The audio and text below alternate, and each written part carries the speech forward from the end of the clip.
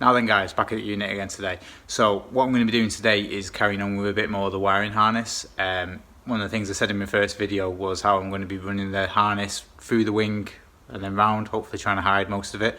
One of the things I'm going to be putting behind the wing as well is one of the smaller fuse boxes. So what I've got to do is I've got to take the wing off, so obviously do that. Problem being is the car's too close to the wall and I would need to take the wing off, and I've got to move the car on my own in the cold. So this is going to be fun. Great start to the day. Let's just get his car shifted and then we'll crack on, eh? Right, first things first, I've shifted a bit of all the rubbish from the front of the car, so the handbrake should already be off. So what we need to do is let's get the steering wheel on full lock.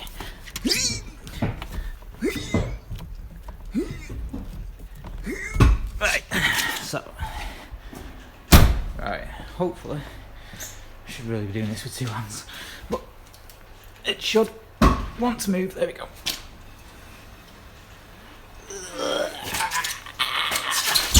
I fell over. Okay, start again.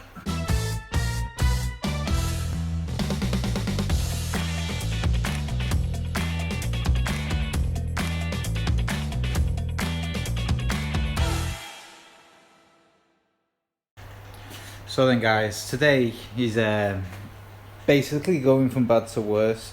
So I got the wing off, that was fine, and then unravelled the wiring harness, so pulled it up back through from around there, back around there, and then what I've done is I've ran it underneath the coolant bottle, through that gap there, and then this is the relay box I was hoping to be hiding. But one thing I've noticed is it's just by doing that small little divert there, it's just caused the wiring harness to just be too short, so none of the plugs are reaching. I knew it was going to do it a little bit, but I just didn't realise it was going to be so drastic.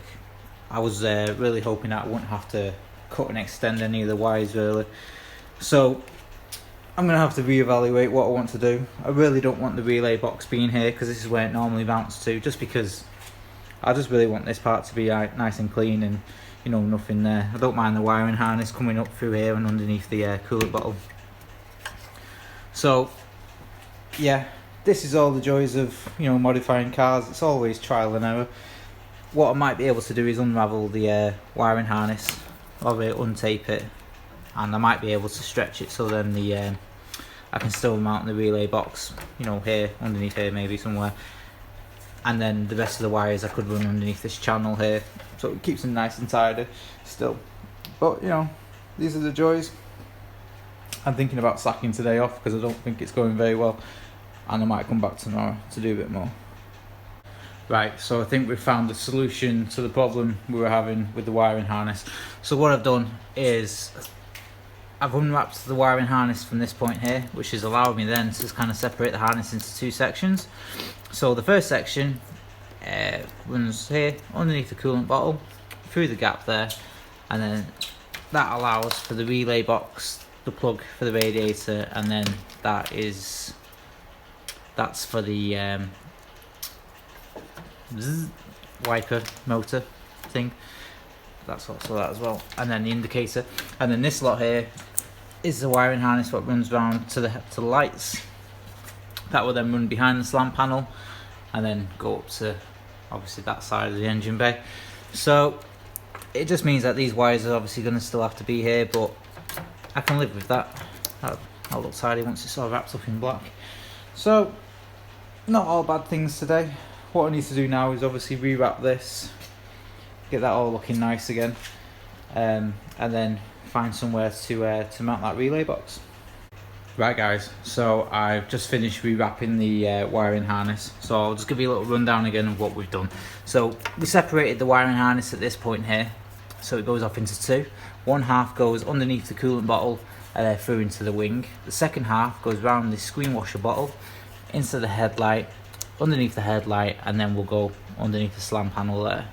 I'm going to leave it there for this video, mainly because I'm knackered, but what we'll do next video is we're going to sort out a fuse box, the relay box that lives on top of here, and then we'll also going to find somewhere proper to mount this relay box, either behind the wing or underneath the headlight. I'm not quite sure yet, I'm going to have to think about it. So guys, I just wanted to end this video on a nice note and just wanted to say thank you to everybody who's been watching the videos. I've had some really good comments and some really good feedback, which, you know, means a lot to me.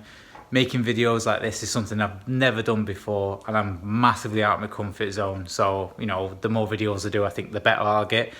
But the feedback I've had up to now has been amazing, and I'm touched. I'm absolutely touched. So share with your friends, you know, hit that like button. You know, the more views I get, the more likes I get, the more of incentive I get to make more videos. But until next time, guys, laters.